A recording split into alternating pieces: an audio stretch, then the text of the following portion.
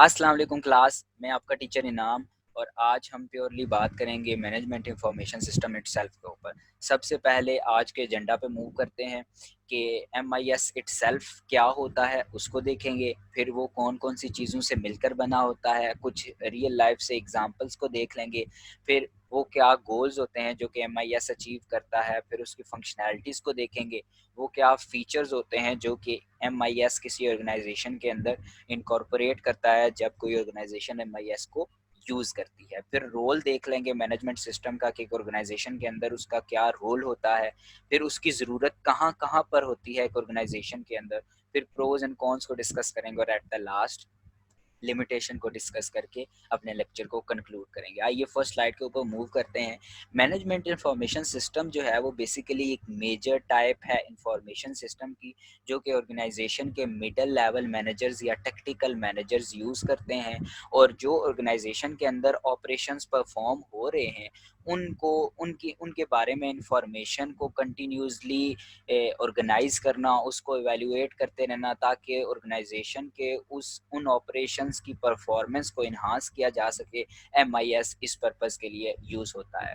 इसके अंदर hardware, software, information technology involve होती है जो कि उस इंफॉर्मेशन को जो कि डिसीजन मेकर्स बाद में यूज़ करते हैं और बिज़नेस के लिए इफ़ेक्टिव डिसीजन मेकिंग करते हैं, उस इंफॉर्मेशन को जनरेट करने में हेल्प करती है और यही एमआईएस का काम होता है।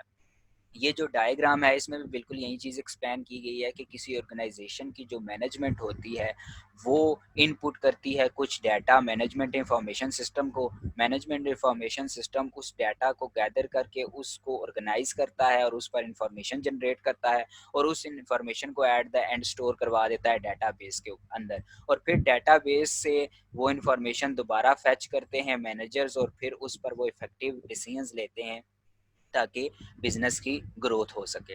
ये एमआईएस का काम होता है। आगे मूव करते हैं और कुछ फर्दर डिटेल्स देखने की कोशिश करते हैं। जो बेसिक पर्पस होता है वो एमआईएस का यही है कि डाटा को ऑर्गेनाइजेशन के जो जितने भी डाटा रिसोर्सेज हैं वहाँ से गैदर किया जा सके और उनकी परफॉर्मेंस को किसी न किसी तरह से इन्हांस किया जा सके। ऐसी इंफॉर्मेशन प्रोवाइड करके मैनेजर्स को ताकि बिजनेस की ग्रोथ हो सके। एमआईएस का जो मेन थीम है वो यही है कि जहाँ भी ऑर्गेनाइजेशन में जिस तरह की और जब भी वो इंफॉर्मेशन नीड हो, उसकी ज़रूरत हो, वो प्रोवाइड की जा सके मैनेजर्स को ताकि मैनेजर्स जो है वो टाइमली डिसीजंस ले सकें और बिजनेस के जो प्रोडक्टिविटी है उसको इन्हांस किया जा सके। इसमें कंटिन्यूसली रिव्यू मैकेनिज्म को भी साथ लेकर चला जा रहा होता है, जिसके अंदर एमआईएस ये कर रहा होता है कि कंटिन्यूसली जो ऑपरेशन परफॉर्म हो रहे होते हैं, जो ट्रांजैक्शन बिजनेस के अंदर परफॉर्म हो रही होती हैं, उनको कैसे इन्हांस करना है। एमआईएस उसकी भी इंफॉर्मेशन जनरेट करके मैनेजर्स को दे रहा होता है और इंफॉर्मेशन ना सिर्फ ऑर्गेनाइजेशन के अंदर से कलेक्ट की जा रही होती है बल्कि ऑर्गेनाइजेशन का जो आउटर इन्वायरमेंट है, जो कंपेटिटर्स हैं, वहाँ से भी डाटा को गैदर किया जा रहा होता है और एमआईएस को दिया जा रहा होता है। एमआईएस उस पर प्रोसेसिंग अप्लाई करके परफॉर्मेंस को कैसे इम्प्रूव करना है उसके मुतल्लिक इंफॉर्मेशन को जनरेट कर रहा होता है, जो बाद में डिसीजन मेकिंग में काफ़ी हेल्पफुल साबित होती है। कुछ कंपोनेंट्स होते हैं, एलिमेंट्स होते हैं एमआईएस के। सबसे पहले डाटा बहुत ही इम्पोर्टेंट कंपोनेंट है एमआईएस का। अगर आप एमआईएस को डाटा या स्टैट्स प्रोवाइड नहीं करेंगे तो एमआईएस डेफिनेटली फिर इंफॉर्मेशन को प्रोड्यूस नहीं कर पाएगा। सो ये डाटा ऑर्गेनाइजेशन के इंटरनल रिसोर्सेज और एक्सटर्नल रिसोर्सेज दोनों से गैदर किया जा रहा होता है। पीपल में वो लोग आते हैं जो कि इंफॉर्मेशन सिस्टम को यूज़ करते हैं, या इसमें वो लोग भी आ सकते हैं जो किसी पर्टिकुलर ऑर्गेनाइजेशन के लिए वो वाला एमआईएस बनाते हैं। ठीक है। बिजनेस प्रोसीजर्स उस चीज़ को कहते हैं कि किसी ऑर्गेनाइजेशन ने अपना बिजनेस के जो ऑपरेशंस हैं उनको कैसे परफॉर्म करना है, और इन अदर सेंस एमआईएस को कैसे हम डाटा प्रोवाइड करेंगे और एमआईएस उसको रिकॉर्ड करेगा, रिकॉर्ड करने के बाद उस पर प्रोसेसिंग अप्लाई करेगा और फिर कुछ स्टैट्स, फिर कुछ समरी जनरेट करेगा जो कि मैनेजर्स फिर यूटिलाइज करके इफेक्टिव डिसीजन कर सकते हैं। बिजनेस प्रोसीजर्स हमें ये बता रहे होते हैं। हार्डवेयर के अंदर वो सारे फिजिकल इक्विपमेंट्स जिनके अंदर सर्वर्स हो सकते हैं, नेटवर्किंग इक्विपमेंट्स हो सकते हैं, प्रिंटर स्कैनर हो सकते हैं, जो कि एक एमआईएस यूज़ कर रहा होता है, इसके अंदर वो इन्वॉल्व होते हैं। और सॉफ्टवेयर वो प्रोग्राम्स होते हैं जहाँ पर एमआईएस अपना डाटा स्टोर करता है या डाटा को प्रोसेस करने के बाद जो इन्फॉर्मेशन जनरेट करता है उसको स्टोर करता है, या फिर उस डाटा या इन्फॉर्मेशन को कैसे हैंडल करना है, ये सॉफ्टवेयर प्रोग्राम्स एमआईएस के अंदर इस मामले में हेल्प आउट कर रहे होते हैं। जैसा कि ऊपर हमने डायग्राम में भी देखा था कि डेटाबेस एक ऐसा सॉफ्टवेयर होता है जहाँ पर एमआईएस जो है वो अपना डाटा स्टोर करता है। सो इस तरह के सॉफ्टवेयर्स एमआईएस के अंदर यूज़ होते हैं। फिर कुछ फंक्शनैलिटीज़ होती हैं। सबसे पहली और सबसे मेजर जो फंक्शनैलिटी होती है वो डिसीजन मेकिंग की होती है कि एमआईएस का मेन काम ही यही है कि ऐसी इंफॉर्मेशन प्रोवाइड करना जो कि बड़े क्लियर इंटेंट के साथ जनरेट की जाती है, ताकि फिर मैनेजर्स उसको यूज़ करके इफेक्टिव डिसीजन मेकिंग कर सकें। फिर दूसरा पॉइंट है के एफिशिएंट ऑपरेशंस हो जाते हैं, यानी कि जो एमआईएस जो ऑपरेशनल फ्लो है, या जो बिजनेस करने का तरीकाकार है, ट्रांजैक्शंस को प्रोसेस करने का तरीकाकार है, उसको कैसे इन्हांस किया जा सकता है इसके ऊपर, या उन ऑपरेशंस को कैसे इफेक्टिव किया जा सकता है इसके ऊपर एमआईएस इंफॉर्मेशन जनरेट करता है। और फिर उस इंफॉर्मेशन को जो मैनेजर्स हैं, जो टेक्निकल मैनेजर्स हैं, वो यूटिलाइज करके बिज़नेस के जो ऑपरेशंस होते हैं उनको बेहतर करते हैं। फिर इससे होता ये है कि बिज़नेस की प्रोडक्टिविटी का लेवल जो है वो इन्हांस कर जाता है। फिर ये जो एमआईएस है, क्योंकि ये ऑर्गेनाइजेशन के मिडिल लेवल के मैनेजर्स यूज़ कर रहे होते हैं, सो ये as a communication bridge act कर रहा होता है between the top level management and the lower level management. So उन दोनों के दरमियान ये कम्युनिकेशन ब्रिज होता है, तो इसलिए इसका एक पॉइंट फंक्शनैलिटीज़ के अंदर लिखा हुआ है कि it has better communication and connectivity, यानी कि ऑर्गेनाइजेशन के अंदर जितने भी डिपार्टमेंट्स होते हैं उनका जितना भी डाटा है वो सारा एमआईएस के पास आता है, और एमआईएस उसको प्रोसेस करने के बाद एक ऐसी इंफॉर्मेशन जनरेट करता है जो कि ऑर्गेनाइजेशन के सारे डिपार्टमेंट्स के अंदर फिर स्प्रेड आउट की जाती है, और फिर हर डिपार्टमेंट उस इंफॉर्मेशन के मुताबिक डिज़ायर डिसीजन लेता है, और फिर उससे होता यह है कि बिज़नेस की ग्रोथ में इजाफा होता है। आगे कुछ एग्जांपल्स हैं जो कि एमआईएस जिन जहाँ जहाँ पर यूज़ होता है। सो सबसे पहली है जी मैनेजमेंट रिपोर्टिंग सिस्टम। ये एक ऐसा मैनेजमेंट इंफॉर्मेशन सिस्टम होता है जो कि डाटा को मुख्तलिफ डिपार्टमेंट से ऑर्गेनाइजेशन के गैदर करता है और फिर उन पर रिपोर्ट्स तैयार करता है। वो रिपोर्ट्स समरी रिपोर्ट्स भी हो सकती हैं, वो रिपोर्ट्स डिटेल्ड रिपोर्ट्स भी हो सकती हैं, वो रिपोर्ट्स एक्सेप्शनल रिपोर्ट्स भी हो सकती हैं, और इन सारी रिपोर्ट्स को देख कर फिर जो मैनेजर्स होते हैं किसी भी ऑर्गेनाइजेशन के, फिर वो डिसीजंस लेते हैं। फिर इस तरह एक और एग्जांपल हो सकती है सेल मैनेजमेंट सिस्टम, यानी कि कोई आपका सेल्स का बिजनेस है और उस सेल्स को आपने मैनेज करना है, यानी कि एक दिन के अंदर कितनी सेल हुई, एक दिन से दूसरे दिन में जब आपने ऑपरेशंस को परफॉर्म किया तो सेल्स में कितना इजाफा हुआ, एक वीक के अंदर कितनी सेल्स हुई, परहैप्स एक मंथ के अंदर या एक ईयर के अंदर आपने आपके बिजनेस ने कितना ग्रोथ किया, कितना सेल्स में इजाफा हुआ, कितना प्रॉफिट हुआ, कितना लॉस हुआ। ये सारी चीज़ों को अगर आपने मेंटेन करना है तो आप सेल मैनेजमेंट सिस्टम को यूज़ कर सकते हैं। फिर एक और होता है which is inventory control system, यानी कि अगर आपने अपने स्टॉक को मेंटेन करना है और आपका स्टॉक बहुत ज़्यादा है और आप ये चाहते हैं कि आप कंटिन्यूसली मॉनिटर करें कि कौन सा स्टॉक कहाँ पर कब अवेलेबल होना चाहिए, कितना अवेलेबल होना चाहिए, इस तरह की इंफॉर्मेशन को आप कलेक्ट कर सकते हैं with the help of MIS named as inventory control system. और आजकल एक और काफ़ी यूज़ हो रहा है मैनेजमेंट सिस्टम जिसको कहते हैं LMS, which is learning management system, क्योंकि कोविड 19 की वजह से एजुकेशनल इंस्टीट्यूट्स क्लोज़ हैं। सो सारे जो एजुकेशनल इंस्टीट्यूट्स हैं वो ये प्रेफर कर रहे हैं कि लर्निंग मैनेजमेंट सिस्टम को यूज़ किया जाए। और वहाँ पर क्या होता है कि टीचर सारी इन्फॉर्मेशन को प्लेस करता है और वो इन्फॉर्मेशन यूटिलाइज कर ली जाती है बाय द स्टूडेंट्स। और ये एजुकेशन के अंदर काफ़ी इफ़ेक्टिव साबित हो रहा है एलएमएस। ये भी एक एमआईएस की ही टाइप होती है, या उसकी एक एग्जांपल होती है। आगे मूव करते हैं कि वो क्या गोल्स होते हैं जो कि एमआईएस अचीव करता है या अचीव करना चाहिए उसे एक ऑर्गेनाइजेशन के अंदर। सबसे पहले ये वो इंफॉर्मेशन प्रोवाइड करता है जिसकी मदद से मैनेजर्स जो हैं वो ऑर्गेनाइजेशन के जितने भी ऑपरेशंस हैं उनको प्लान करते हैं। अच्छा, मैनेजर्स ने कैसे डिसीजन लेना है, उनको ऑर्गेनाइज करना, उनको कंट्रोल करना और उनको कंटिन्यूसली एवेल्युएट करने का काम भी आप एमआईएस की मदद से कर सकते हैं, यानी कि मैनेजर्स एमआईएस की मदद से करते हैं। फिर वो डाटा जो कि मुख्तलिफ सोर्सेज से, बेशक वो इंटरनल सोर्सेज हों या एक्सटर्नल सोर्सेज हों या ऑर्गेनाइजेशन के डिफरेंट डिपार्टमेंट्स हों, वहाँ से इफ़ेक्टिवली डाटा को गैदर करके इंफॉर्मेशन प्रोड्यूस करने का काम भी एमआईएस का होता है। इंफॉर्मेशन को क्विकली प्रोवाइड करना जहाँ पर वो इंफॉर्मेशन रिक्वायर हो ऑर्गेनाइजेशन के अंदर, इसमें भी एमआईएस मौसर साबित होता है। और फिर वो जो अनसर्टेनिटीज़ और रिस्क का फैक्टर इन्वॉल्व होता है एक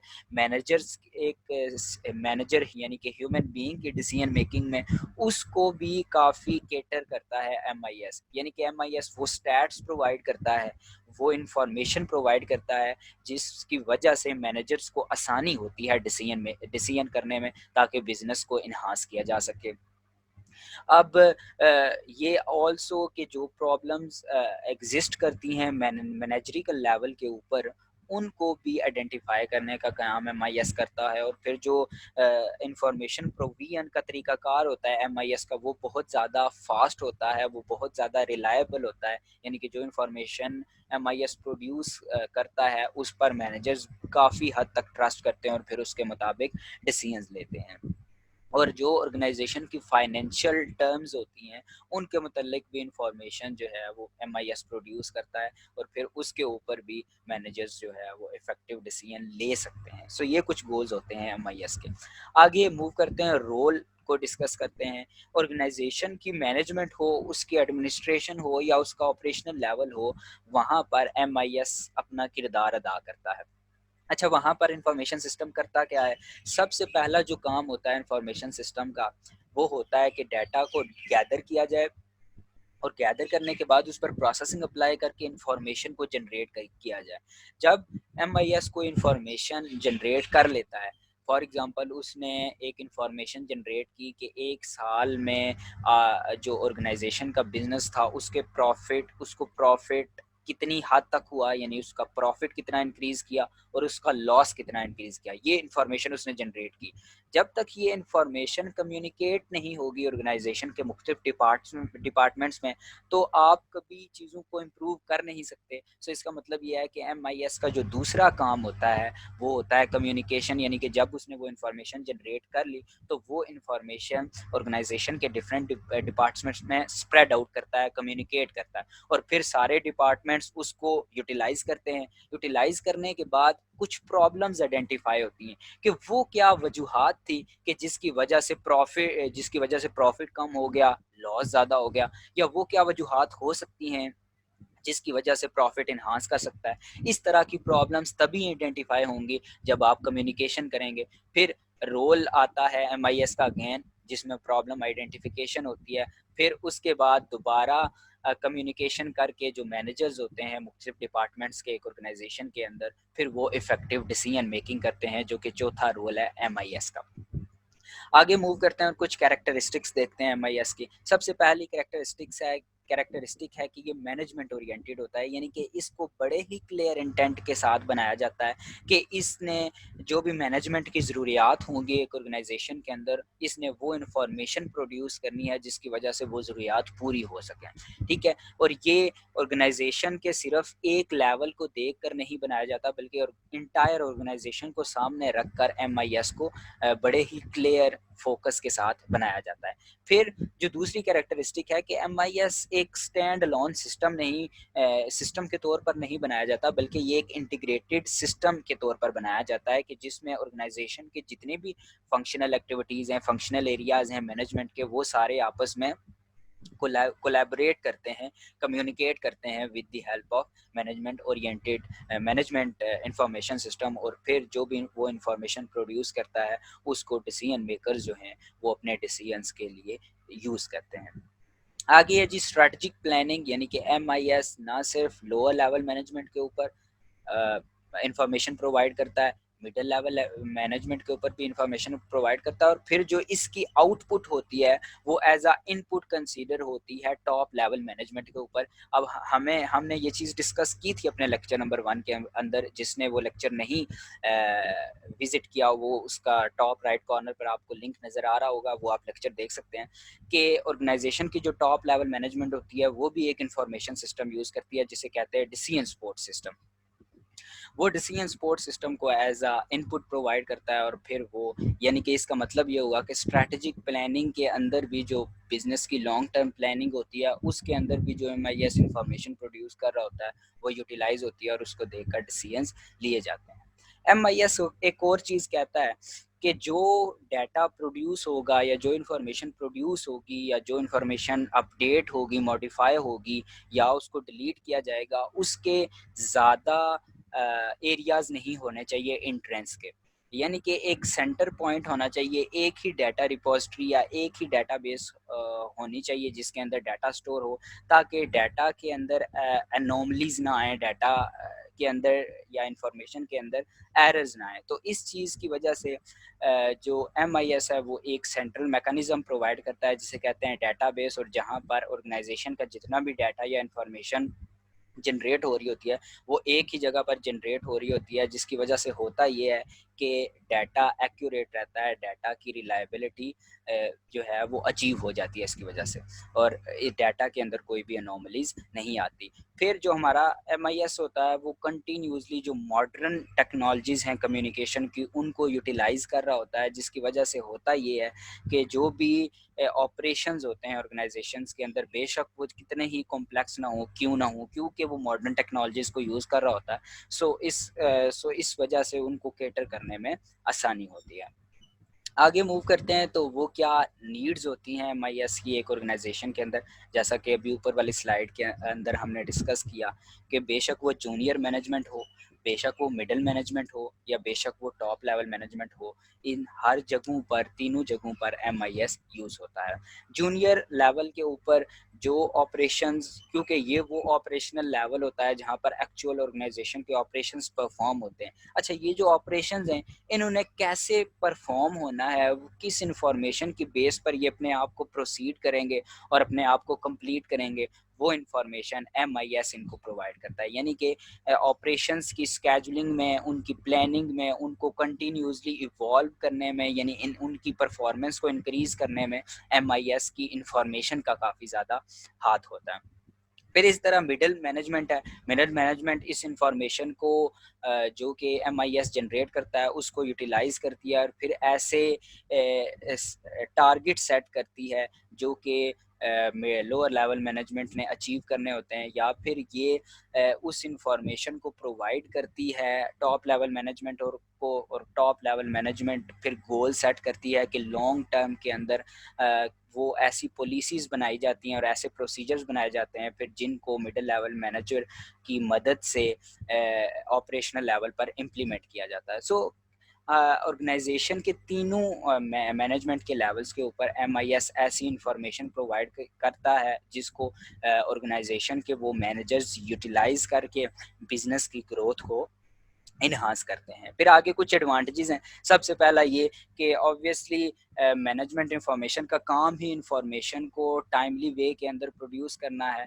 सो ये डाटा को बहुत फास्टली प्रोसेस करता है और फिर जहाँ पर इंफॉर्मेशन, जिस जगह पर जिस तरह की इंफॉर्मेशन रिक्वायर होती है उसको आसानी से डाटाबेस के अंदर से रिट्रीव किया जा सकता है।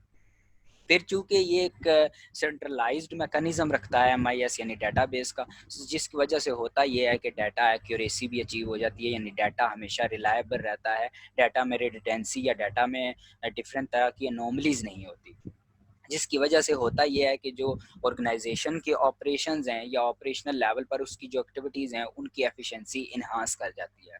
फिर इसके ये ऐसे बैकअप्स भी की भी एबिलिटी रखता है कि अगर कोई MIS को यूज़ करते हुए MIS में कोई इशू आ जाता है, कोई उसमें उसके अंदर जो हार्डवेयर या सॉफ्टवेयर यूज़ हो रहे होते हैं वो क्रैश कर जाते हैं, तो इस बैकअप सिस्टम की वजह से होता ये है कि आप जब भी दोबारा अपने सिस्टम को मेंटेन करके ठीक करेंगे तो वो अपने डाटा को आप दोबारा एमआईएस के अंदर इनकॉर्पोरेट करके दोबारा इन्फॉर्मेशन को जनरेट कर सकते हैं, और फिर इन्फॉर्मेशन को एक्सेस करना भी बहुत ज़्यादा आसान हो जाता है with the help of MIS, जिसकी वजह से फिर डिसीजन मेकिंग में काफ़ी ज़्यादा हेल्प मिलती है। कुछ डिसएडवांटेजेस भी होते हैं, जहाँ हर चीज़ के किस एडवांटेजेस होते हैं तो उसके साथ साथ उसके कॉन्स यानी डिसएडवांटेजेस भी होते हैं।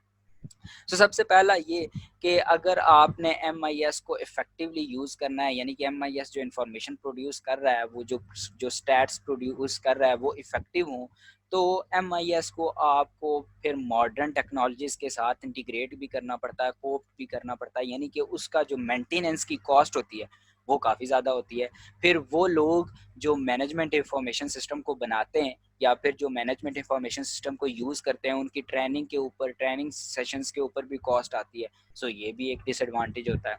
फिर इसको कॉन्फ़िगर करना भी काफ़ी मुश्किल काम होता है। और ये चूँकि काफ़ी रिलाय कर रहा होता है मॉडर्न टेक्नोलॉजीज़ के ऊपर, तो अगर कहीं सॉफ्टवेयर्स वगैरह या हार्डवेयर क्रैश कर जाते हैं, तो ये अपनी फंक्शनैलिटीज़ को परफ़ॉर्म नहीं कर पाता। लेकिन ऑल्दो वो इसके साथ कुछ ऐसे बैकअप सिस्टम प्रोवाइड करता है, जो कि अगेन जब आप उन सिस्टम्स को यूज़ करेंगे बैकअप के, तो वो फिर उनके ऊपर भी कॉस्ट आती है। सो इस एंगल से ये भी एक डिसएडवांटेज बन जाता है एमआईएस का। लास्ट में जो हमारा आज का टॉपिक है वो है लिमिटेशंस का। सबसे पहली जो इसका मेन लिमिटेशन है वो क्वांटिटेटिव फैक्टर्स ही हैं, यानी कि ये स्टैटिस्टिकल पॉइंट ऑफ व्यू से डाटा को देख रहा होता है। ये जो नॉन क्वांटिटेटिव फैक्टर्स या जिन्हें हम क्वालिटेटिव फैक्टर्स होते हैं किसी भी ऑर्गेनाइजेशन के अंदर, उनको नहीं देख रहा होता। फॉर एग्जांपल क्वालिटेटिव या नॉन क्वांटिटेटिव फैक्टर्स कौन से होते हैं, यानी कि एम्प्लॉयज़ का मोराल कैसा है, उनका एटीट्यूड टुवर्ड्स देयर जॉब कैसा है, attitudes towards their operation in the organisation उनके कैसे हैं, इन चीज़ों को एमआईएस मेजर नहीं कर रहा होता है। एमआईएस सिर्फ स्टैटिस्टिकल डाटा को देख रहा होता है कि ये डाटा एक दिन में ये ऐसा डाटा था, दूसरे दिन में ये डाटा था, कैसे हो गया। इस सिचुएशन की बेस के ऊपर इंफॉर्मेशन एमआईएस डिसीजन ले रहा होता है। सो ये एक लिमिटेशन है कि जब तक आपको लाजमी नॉन क्वालिटेटिव फैक्टर्स को भी जज करना पड़ता है, जिससे डिसीजन मेकिंग जो है वो और ज़्यादा इफेक्टिव हो सकती है। फिर ऑब्वियसली जो जजमेंट एक मैनेजर कर सकता है, क्योंकि एक मैनेजर एक ह्यूमन बीइंग होता है और वो क्वांटिटेटिव फैक्टर्स को शायद उतना अच्छे से डील ना कर सके, लेकिन नॉन क्वांटिटेटिव फैक्टर्स को काफ़ी अच्छे लेवल के ऊपर डील कर सकता है। सो इसका मतलब ये है कि मैनेजर्स की जो एबिलिटीज़ होती हैं उनको रिप्लेस नहीं कर सकता। आपको कहीं न कहीं मैनेजर्स की ज़रूरत ऑर्गेनाइज़ेशन के अंदर फिर भी पड़ेगी। फिर जब तक आप इन्फॉर्मेशन सिस्टम को क्वालिटी डाटा प्रोवाइड नहीं करेंगे अपने इंटरनल या एक्सटर्नल सोर्सेज़ के, जो कि ऑर्गेनाइजेशन की से रिलेटेड होते हैं, सो वो क्वालिटी इंफॉर्मेशन एक्सपेक्ट नहीं कर सकते एमआईएस से। सो ये भी एक लिमिटेशन है। फिर जो अगर आपका ऑर्गेनाइजेशन का प्रोसेस ऐसा है या ऑर्गेनाइजेशन का जो आपके बिजनेस ऑपरेट करने का तरीका ऐसा है कि जो कंटिन्यूसली चेंज होता है, सो इसका मतलब ये है कि आपको अपने एमआईएस को भी कंटिन्यूसली मेंटेन करना पड़ेगा। एमआईएस इटसेल्फ ऐसा सिस्टम फ्लेक्सिबल सिस्टम नहीं है कि ऑटोमेटिकली आपका जब कॉम्प्लेक्स ऑर्गेनाइजेशन का सिस्टम चेंज होगा तो एमआईएस अपने आप को खुद से चेंज कर लेगा, बल्कि आपको एमआईएस को मेंटेन करना पड़ता है। सो ये भी एक लिमिट हो जाती है एमआईएस की। फिर कुछ ऐसे इंफॉर्मेशन पैकेजेस डिटेल फॉर्म के अंदर एमआईएस नहीं प्रोवाइड करता कि जिनकी मदद से आप ऑर्गेनाइजेशन के अंदर हर तरह के डिसीजंस ले सकते हैं, यानी ऑर्गेनाइजेशन की जो टॉप लेवल की मैनेजमेंट है वो हर तरह के डिसीजंस ले सकती है एमआईएस ने जो इन्फॉर्मेशन प्रोड्यूस की है उसकी मदद से। सो ये भी एक एड ऑन लिमिटेशन होती है। होप सो आपको आज का लेक्चर समझ आया होगा। कोई भी आपको क्वेश्चन हो वो कमेंट सेक्शन के अंदर आप लोग मुझसे पूछ सकते हैं। नेक्स्ट लेक्चर, इट्स इनाम साइनिंग ऑफ। अल्लाह।